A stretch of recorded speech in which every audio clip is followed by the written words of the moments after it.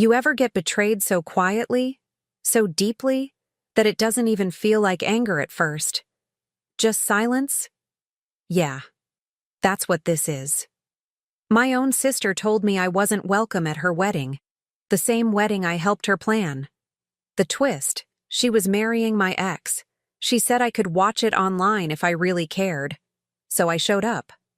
Not to cause a scene, but to say goodbye. What happened next? She didn't expect it, and neither will you. If you've ever been cut out by someone you loved, this one's for you. Before I tell you what's happened next, tell me where you're watching from in the comments.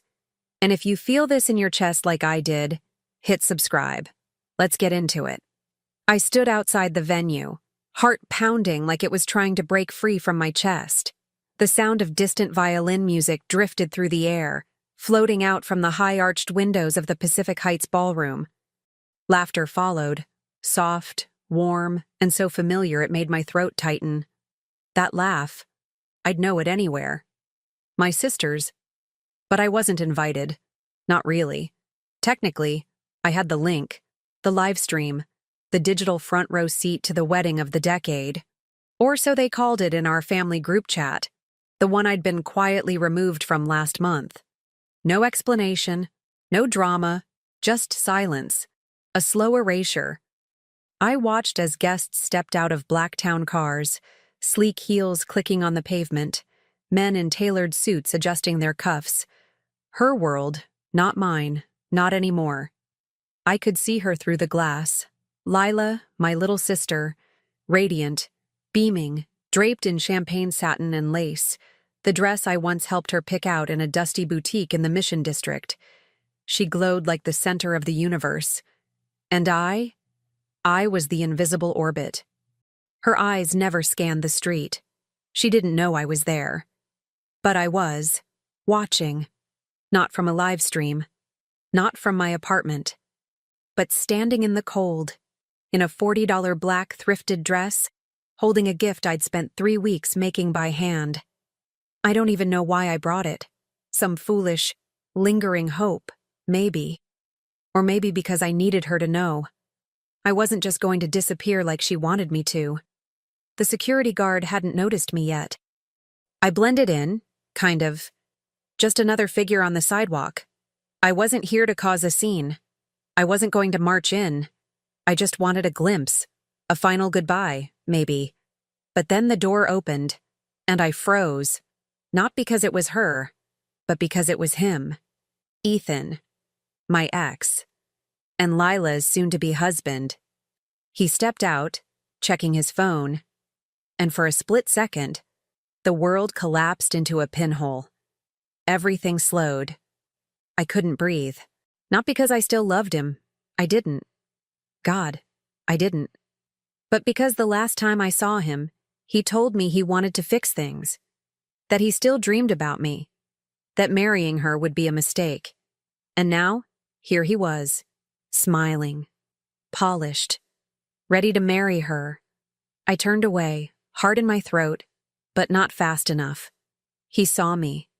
His smile faltered. "Michelle?" he said, like he couldn't believe I was real. I didn't answer. "Are you here for the wedding?" There was no right answer to that question, no honest one that wouldn't explode everything. I met his eyes and forced a smile. "Just passing by," I lied. But his face shifted. Guilt. Panic. I couldn't tell.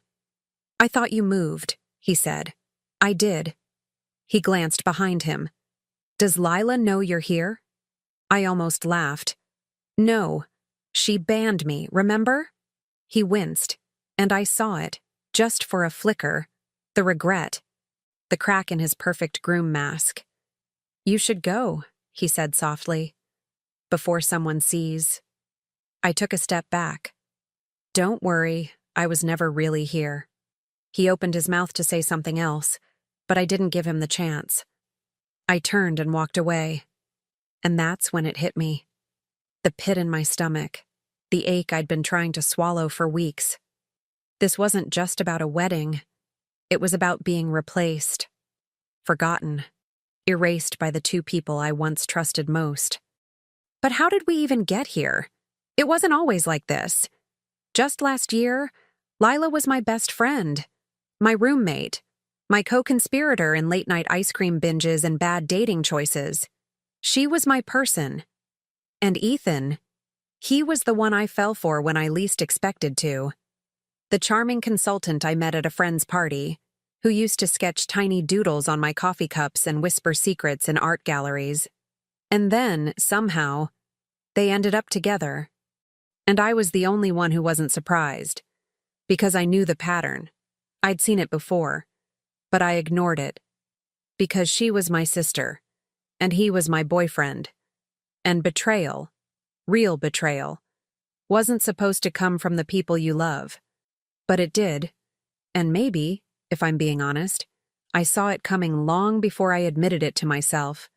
There was that night last November, rain against the windows, Lila sitting a little too close on the couch, the way Ethan looked at her when he thought I wasn't watching, the unfinished conversations, the sudden inside jokes I didn't understand, the way she started dressing like me, talking like me, living in my skin while I slowly faded into the background. It wasn't an affair, not exactly. At least, not then. But emotional betrayal. Yeah, that one hit early. And now here I was, on the sidewalk, watching the two of them celebrate their perfect love story. A story that began in the shadows of mine. But what they didn't know was that I hadn't come here just to watch. I came here with something else, something they wouldn't see coming. And the moment I opened my phone and tapped record, the screen lit up with a draft I'd been writing for weeks. The truth. All of it. A confession. A story. A goodbye. Or maybe a reckoning. Because sometimes, silence is the kindest thing you can offer someone. And sometimes, it's the sharpest knife. Before the wedding, before the betrayal, before I stood outside that glass ballroom with a pit in my stomach, I lived in a little two-bedroom apartment in the Lower Haight with my sister. Lila and I had been roommates for almost 4 years, ever since Mom passed. It started as necessity. She couldn't afford the rent on her own, and I didn't want to live alone in silence. We were very different, but we fit like puzzle pieces. I was the planner, the list maker, the introvert who journaled before bed and alphabetized the spice rack. She was chaos in designer jeans, loud laughter, late nights, skincare obsessions, messy makeup drawers, but we made it work. She made me laugh when I took life too seriously. I helped her get to work on time. Our morning routines were a dance. I'd be up early, fixing coffee in the French press, while she rolled out of bed 15 minutes before her shift, curling her hair with one hand and applying mascara with the other. I'd leave sticky notes on her laptop. Don't forget the Anderson file. Yes, you do need to eat today. You're stronger than you think. She used to call me her anchor, and I used to believe she meant it. At night, we'd make pasta and split a bottle of wine while watching trashy dating shows, pausing to argue over who was faking it and who might actually be falling in love. I'd catch her watching me sometimes, in that way only sisters can, equal parts admiration and something else, something harder to name. She once said, half joking, "You always get the guy, Michelle. You're like the grounded, artsy type. Men fall in love with that." I laughed. "What does that make you?" She grinned. "The chaotic hot one who gets dumped in Act 2. I told her that wasn't true. But in hindsight, maybe she believed it more than I realized. Back then, Ethan was just a name in my phone. We met at an exhibit opening at the De Young. He was standing in front of a Rothko painting, looking unusually serious, and I asked him what he saw. He said, "Grief, hidden behind good posture." I remember raising an eyebrow and thinking, either this guy is unbearably pretentious, or he's cracked wide open like me. Turned out, it was both. He was warm, witty, had a kind of calm intensity. A management consultant, always traveling, always reading something obscure. He loved that I worked at a nonprofit for immigrant youth, called it real work, took me to bookstores and jazz nights, and never forgot my coffee order. The kind of man who opened doors without making a show of it, who asked about your mother's favorite song, who remembered that I hated cucumbers but liked pickles. The first time he met Lila, we were 2 months in. She was barefoot in the kitchen, making pancakes in an oversized t-shirt. Ethan walked in carrying flowers, and her eyes flicked to mine, a silent question. "This is him?" I nodded. She smiled wide and said, "Damn. You didn't tell me he looked like a tortured novelist." They clicked instantly, too easily. She teased him. He played along. I told myself it was harmless. We'd go on double dates with her and whatever flavor of the month she was seeing. I never felt threatened. Not really. Lila was beautiful, yes, but she was impulsive. She didn't want what I had. Or so I thought. Looking back, there were signs. Small ones. Easy to brush off. There was the time I came home early from work, and they were sitting on the floor of the living room, talking with that conspiratorial hush. When I walked in, they jumped apart like teenagers getting caught. Ethan laughed nervously. Lila said they were just arguing over which Pixar movie was the saddest. I let it go. Or the time I found one of my journals open on her bed. She claimed it fell off the shelf, but the page it was open to, a very private page, still had the imprint of her perfume. And then there were the things Ethan didn't say. The nights we'd lie in bed and I'd ask about the future, and he'd hesitate. Not cold, just vague. A shrug here, a kiss on the forehead there, promises made in whispers, never daylight. But still, I trusted them both. That was my fatal flaw, I think, believing that love, in its purest form, was enough to anchor people, to protect them from envy, from temptation, from betrayal. I had plans, real ones. I wanted to launch my own mentorship program. I wanted to travel more. Ethan said he'd support me through all of it. Lila said she wanted to help design the brand. We'd talk about it over wine. What we'd build together. A dream team. I had no idea I was building my own undoing. The unraveling started slow. Ethan became harder to reach. Swamped with work, he'd say. Lila became more distant, spending nights out, not texting back. When she was home, she was colder, sharper, like everything I said annoyed her. And then came the night that, in hindsight, shattered everything. It was a Friday. I had just gotten back from a retreat in Moran, feeling grounded and soft. I came home to find the apartment dimly lit, a bottle of wine half empty on the counter, music still playing low from the Bluetooth speaker. Lila was gone. So was Ethan. But his jacket was still on the hook by the door. I waited and waited. They came in around 1 a.m., laughing about something. And when they saw me sitting on the couch, both of them froze. "Michelle?" Lila said, too brightly. "You're back early." Ethan was quiet. "Where were you?" I asked, my voice even. Lila tossed her hair like she didn't care. "We went to that rooftop bar, the one by the wharf. Chill." I nodded slowly. "Didn't realize you two hung out alone now." Lila shrugged.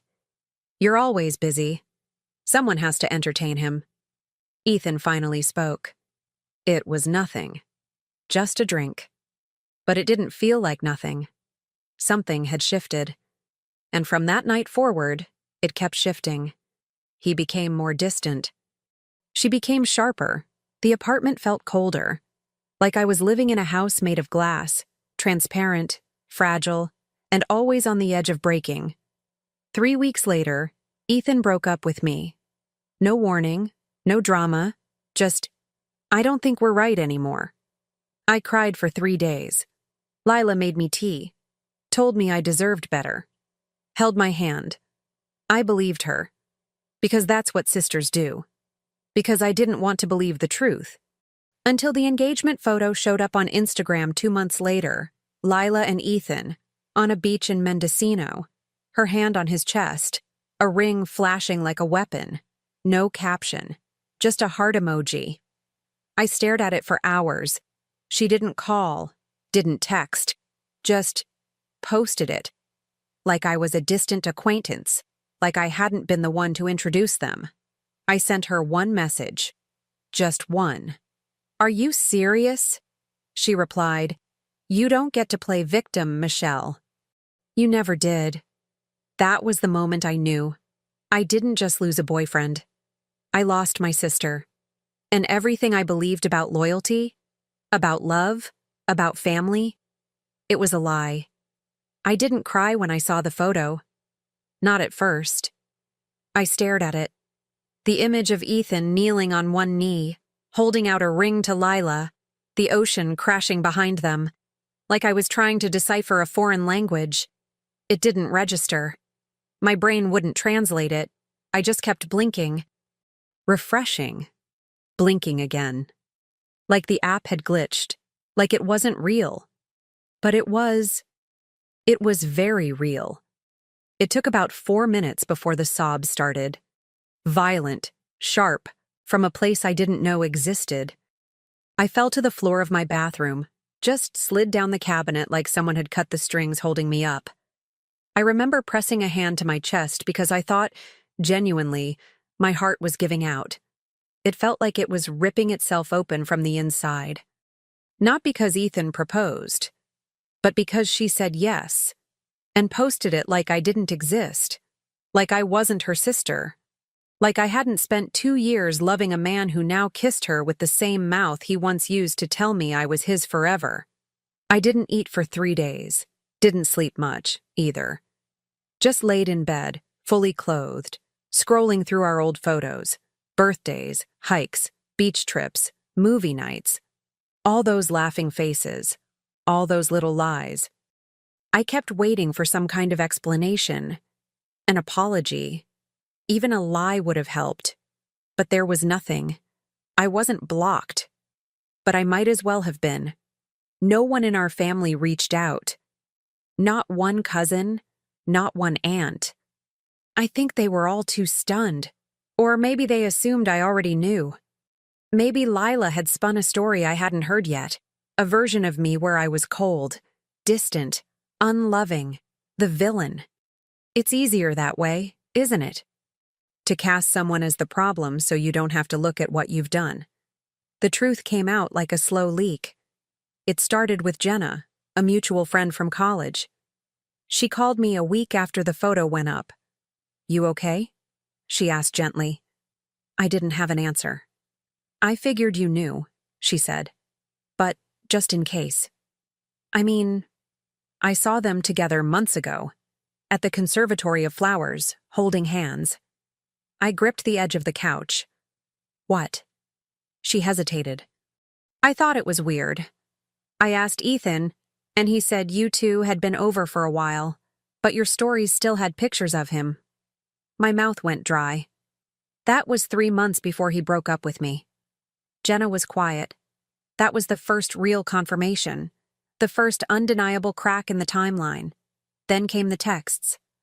A coworker of mine forwarded a screenshot someone had posted in a group chat. A picture of Lila and Ethan at a wine tasting. "Power couple energy," the caption read. Date stamped. 2 weeks before the breakup. Little by little, the story fell apart, and the truth assembled itself, jagged and nauseating. They had been seeing each other while he was still with me, behind my back, under my roof, and she had looked me in the eye every morning, made me tea, hugged me goodnight, knowing. I started replaying every moment, like a detective in my own life, every shared glance between them, every sudden mood shift, every night he said he was working late. I became obsessed with uncovering it all. I needed to know exactly when the betrayal started, as if that would change the damage it caused. I messaged Lila just once. "How long?" She read it, didn't respond. But 10 minutes later, she blocked me. And that silence. It cut deeper than any confession ever could. I spiraled, hard. I stopped going to work, told them I needed time off.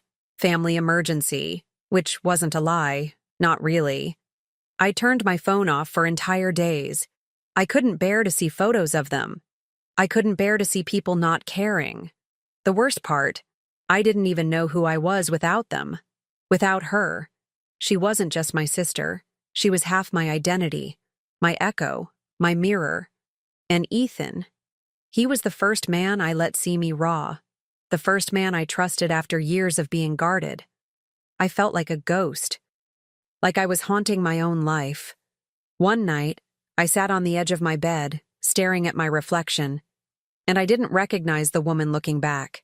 Her face was swollen from crying, her hair unwashed, her eyes hollow. And I thought, is this what it means to be disposable? To be erased so cleanly, so quietly, that no one even flinches? I wanted to scream. I wanted to burn every photo, smash every frame. But I couldn't move. Grief froze me. Rage electrified me. Shame buried me. I'd cycle through all three in an hour, over and over. No relief, just this constant ache in my gut. Was I too blind? Too trusting? Too naive? Did I do something to deserve this? That question haunted me. And I hated myself for even asking it. Because deep down, I knew this wasn't about me. It was about them, their selfishness, their cowardice, their inability to confront the truth like adults. But still, the shame lingered. I stopped responding to texts. Friends invited me out, and I declined every time. I didn't want pity. I didn't want to explain. I didn't want to exist in a world where they were allowed to be happy, and I was expected to be silent.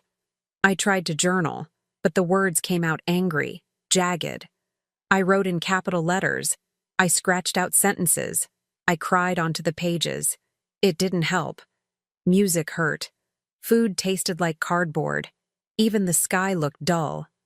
For weeks, I lived like that, floating, hollow, rage and grief like waves, crashing, pulling back, crashing again.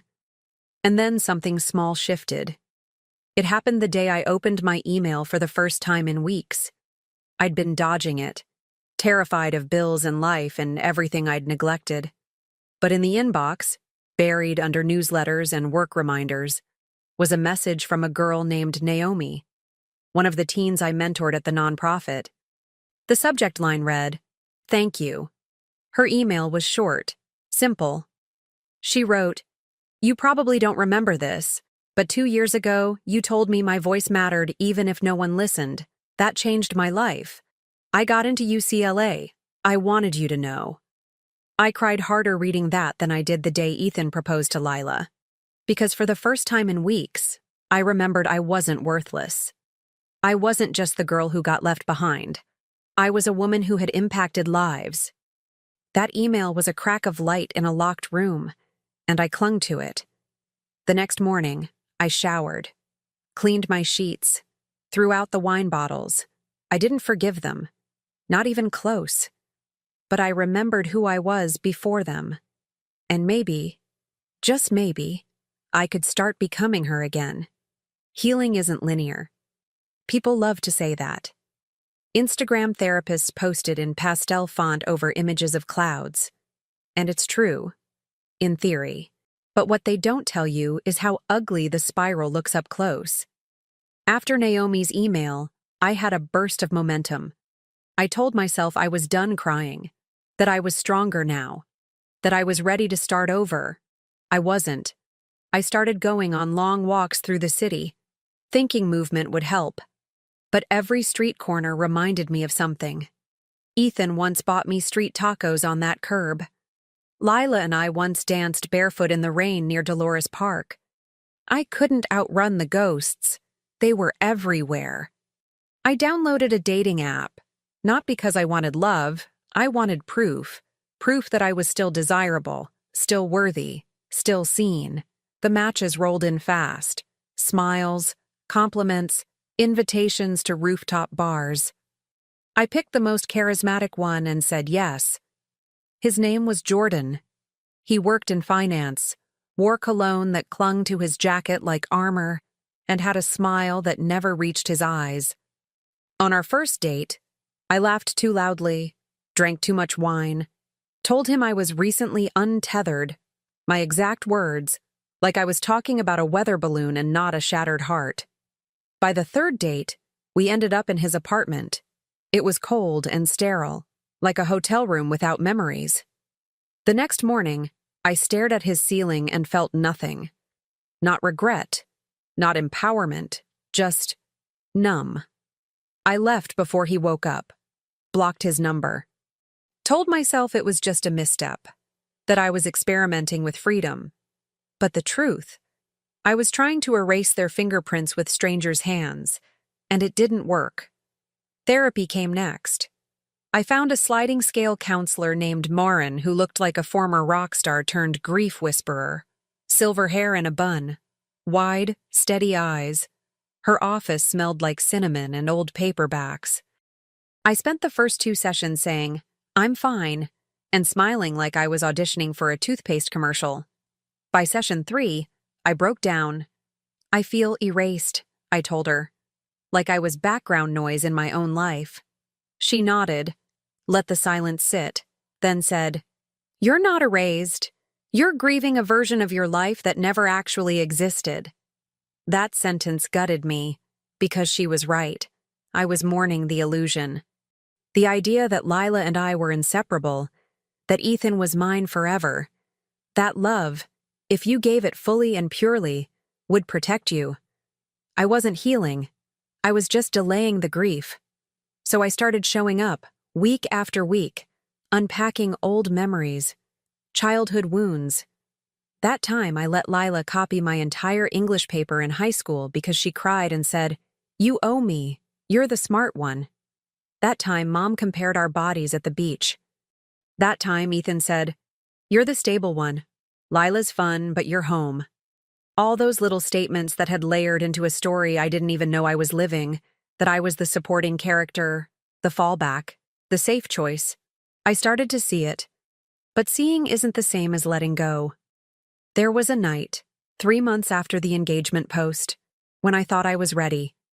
I dressed up, curled my hair, and went to a friend's birthday party in North Beach. I hadn't seen most of them in months. People hugged me cautiously, like I was made of porcelain. I hated that, but I smiled, I laughed, I held a cocktail and made conversation, and that's when it happened. Someone tapped my shoulder. I turned and saw Lila, in the flesh, hair bleached lighter. Same gold hoops, same smirk. On her arm.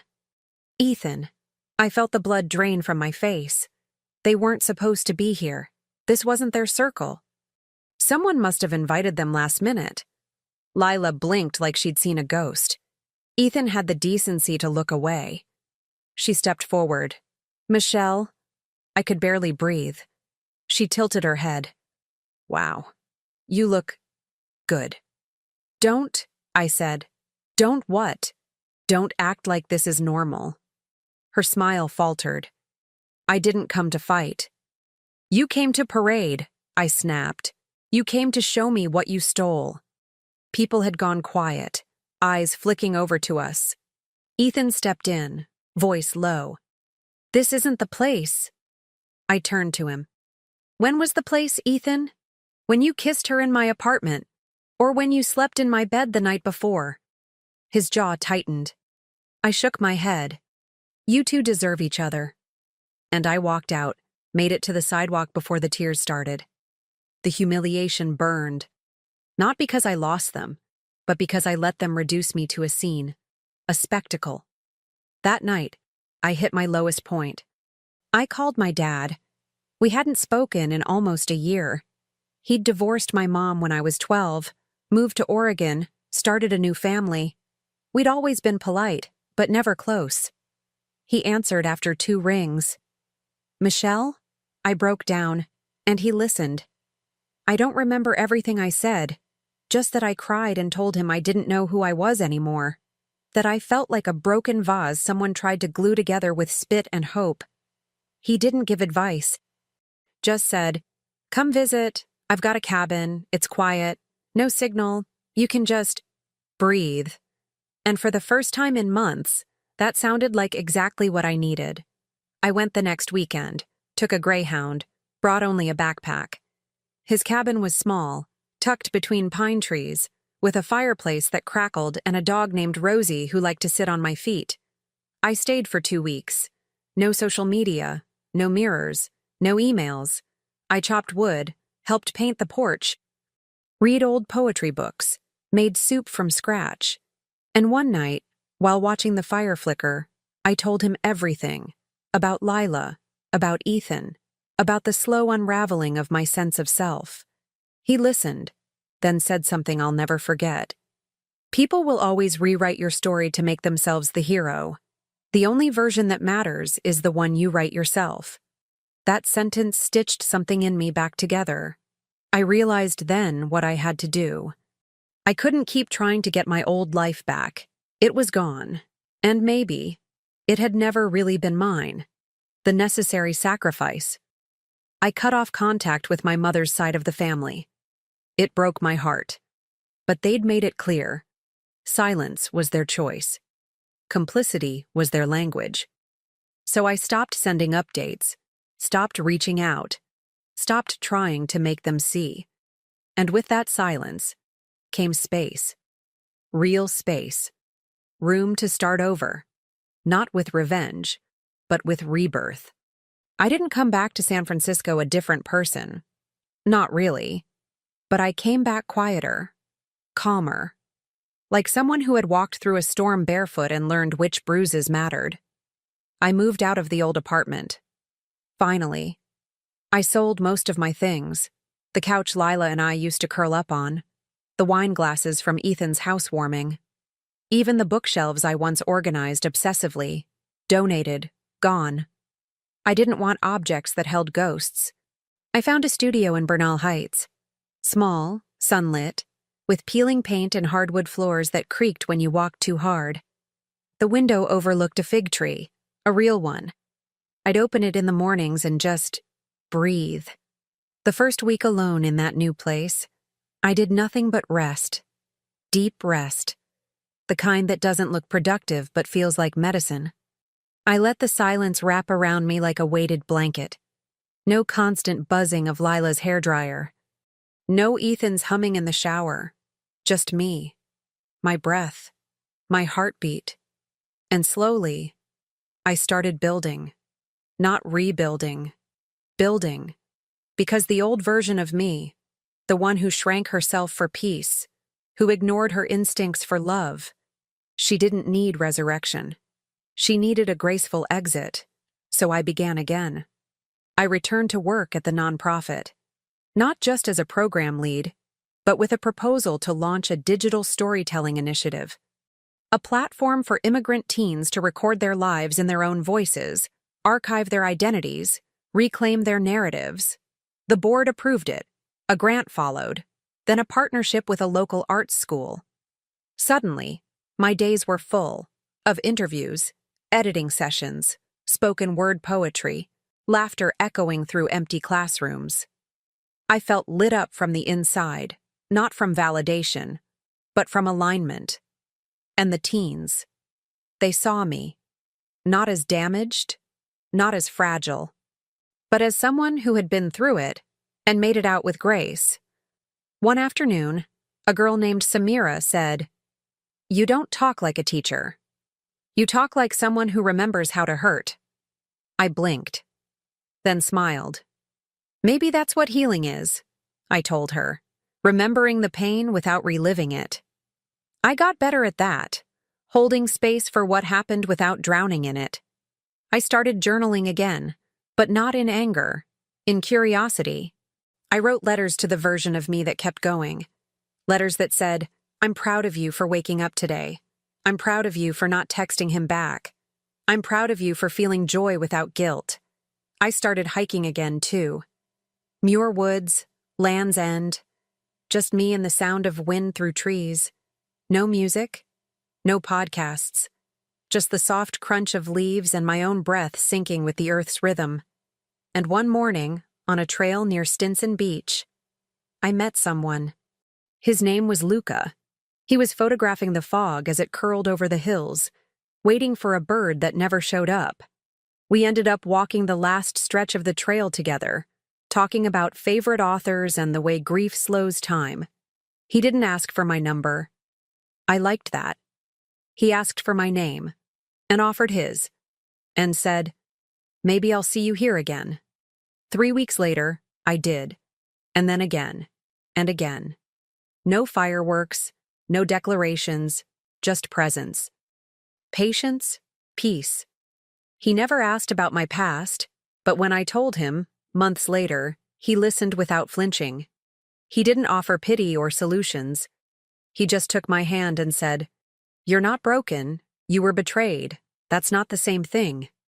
I started seeing myself through his eyes, not as a victim, but as someone who chose to keep softening instead of hardening. That softness became my power. I wore red lipstick again, started dancing in my kitchen again. I even cut my hair, a chin-length bob that made me feel bold and untouchable and free. But with that freedom came something else.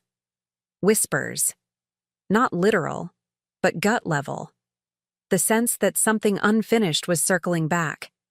I heard from my cousin Maria, the one who always played both sides, that the wedding was back on. It had been postponed for a few months, apparently. No one said why. But now it was set again. Summer. Napa Valley. Private vineyard. The invite never came. Of course it didn't. But I wasn't hurt this time. I didn't want to attend. What unsettled me was the finality of it, the quiet cementing of their choice, the idea that they were walking down an aisle lined with florals while I stood on the outside of my own family. Still, I let it go.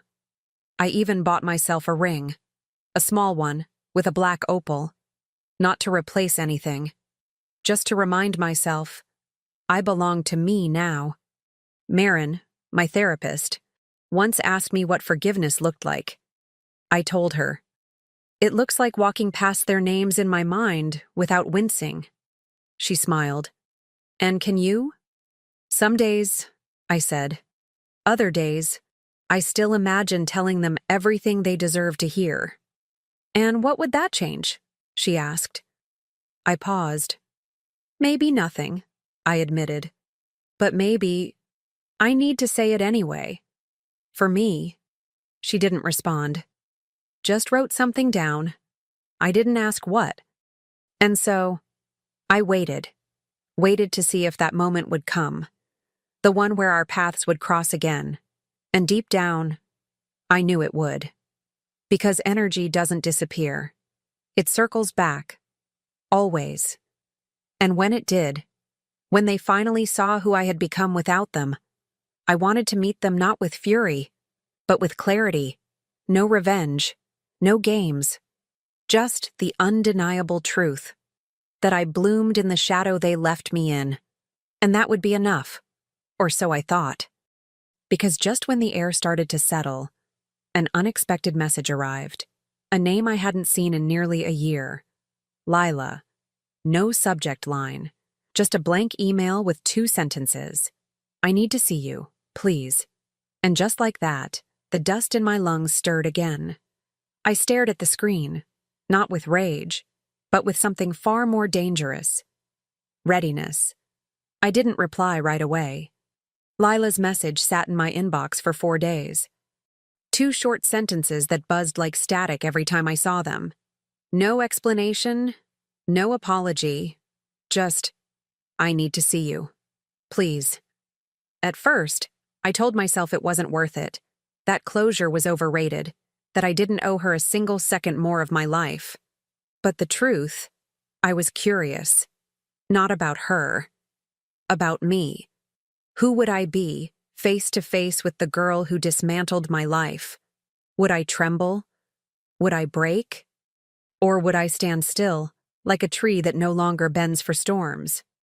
I agreed to meet. A coffee shop. Neutral ground. Quiet. tucked between a florist and an antique bookstore in the inner Sunset. I chose the spot on purpose, not for her comfort, but for mine. I knew the owner. I knew the menu. I knew where the light hit the table around 2 p.m. She arrived late. Of course she did. Same walk, same perfect makeup. But something was different. Her shoulders were tighter. Her eyes darted, like she expected me to throw something. I didn't stand when she walked in. I didn't smile. I just sat there, calm, present, unreadable. She hesitated before sliding into the chair across from me. "Hi," she said softly. I nodded. The silence was thick. Not awkward, weighted. She fidgeted with her sleeve. "You look different." I didn't respond. She blinked. "I mean, not in a bad way. Just strong. I almost didn't recognize you." Still, I said nothing. Let her fill the air. "I wasn't sure you'd come," she added, voice shaking just slightly. "Honestly, I wouldn't have blamed you." I stirred my tea. She took a breath. "I owe you an apology, a real one. Not some sorry you feel hurt crap. I was wrong, Michelle, about everything." I finally looked at her. Really looked. She looked tired. Worn. Like someone who'd been carrying a secret too long and didn't know how to set it down. She kept going. "I was jealous of you. Always. I hated how people gravitated to you. How you had purpose, direction. I felt like a shadow. Like no one would ever pick me first unless I did something drastic." Her eyes filled with tears. "And then Ethan happened. And it was like this door opened, and I just walked through it. I didn't think. I just wanted." I let the silence answer her. She wiped her cheek. "It wasn't just about him. It was about you. I wanted what you had. I wanted to be you. And there it was. The thing I'd always felt, but never heard out loud." She leaned forward. "I know I don't deserve forgiveness, but I need you to know. I regret it. All of it. I lost my sister. And no amount of love from him ever filled that hole." I tilted my head. "So why now?" She swallowed. "Because we're getting married next week. And I couldn't walk into that day knowing I'd never tried to make this right." That stung more than I expected. Not because she was marrying him. I'd made peace with that. But because she still centered herself. Her guilt. Her discomfort. Her need for absolution.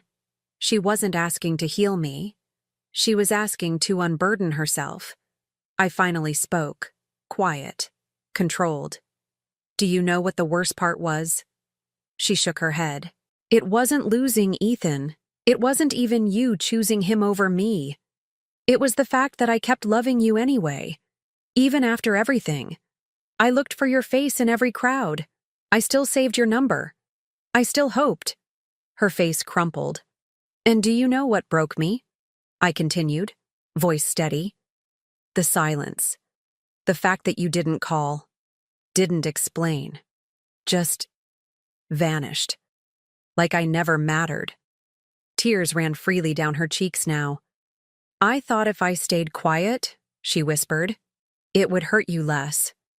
I let that sit. Then I leaned in, just slightly, and said the one line I'd been holding in my bones since it all fell apart. "You didn't take him from me, Lila. You gave me back to myself." She blinked. The words landed like a glass shattering in an empty hall. She looked like she might break open. Not from my anger. From my peace.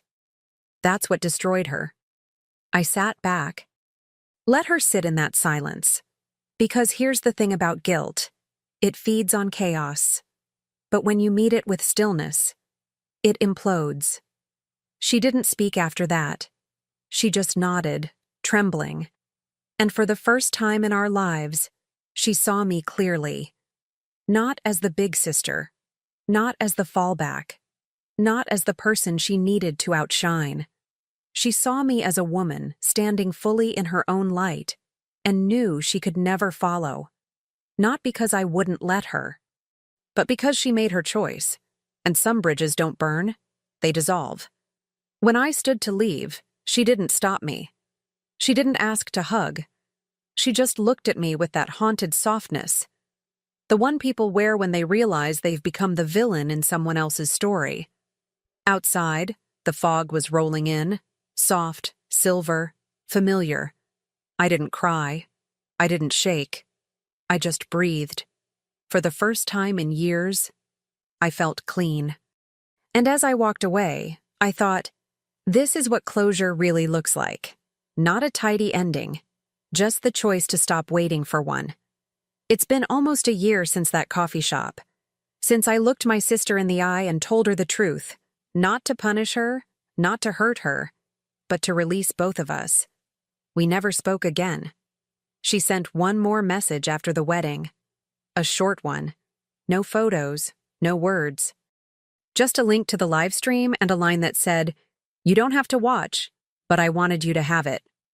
I didn't open it, not out of spite, because I'd finally stopped needing to witness what I wasn't part of. That same week, I moved into a new place. A small, cozy house in Sausalito. Soft blue shutters, lemon tree in the backyard, wild rosemary growing along the fence. A neighbor's cat visits every morning, curls up by the window while I journal. I named her Shadow, and she comes and goes as she pleases, just like grief. Luca comes by most weekends. Sometimes we hike, sometimes we just sit on the porch and say nothing. He brings fresh bread from a tiny bakery he found in Marin. I brew the coffee. We're easy together. No demands, no roles to play, just presence. I haven't said I love you yet, not because I'm afraid, because I want it to land with the weight it deserves. And when I do say it, it won't be a promise. It'll be a homecoming. My work at the nonprofit is thriving. The storytelling program now has a podcast. Our kids share their voices with the world, stories of loss, migration, identity. I listen to them in the car sometimes, and I cry, not because I'm sad, because they're becoming, because they remind me that stories don't need to be perfect. They need to be true. Some nights, I write letters I never send. One to Ethan, one to Lila, one to the version of myself who didn't know yet. I don't write to shame them. I write to remember that I survived. Here's one I wrote last week. Dear Michelle, the one who sat on the bathroom floor and thought her life was over. I see you. I love you. You were never weak. You were breaking open. You were shedding everything that no longer fit. And I am so proud of you for staying. There's a small dock behind my house. It's where I go when I need silence to mean something. One night, under a sky full of stars, I took the last photo I had of me, Lila, and Ethan together, a Polaroid from a summer bonfire, and let it drift into the bay. It floated for a moment, then sank. And as it disappeared beneath the surface, I whispered, "Thank you," because I finally understood. They weren't my ending. They were my beginning. Pain taught me boundaries. Betrayal taught me self-worth. Loss gave me space. I stopped asking why they did what they did. That's their burden to carry. My only job now is to stay soft, to stay open, to let love in without losing myself again. Some days, I still feel the ache. Not for them, but for the years I gave away trying to be enough. But even that ache feels different now. Quieter. Like scar tissue, still there, but no longer tender. I don't chase closure anymore. Because peace came when I stopped needing an apology. And growth came when I stopped proving I deserved more. I became more. I became someone I like waking up as. Someone who plants basil in the kitchen window. Who says no without guilt. Who dances barefoot to jazz records on Sundays. Who writes, not to explain, but to remember. There's power in becoming unrecognizable to people who once took you for granted. But there's even more power in recognizing yourself and smiling. Because finally, you are home, not in a place, in your own skin. And that's the kind of love that never leaves.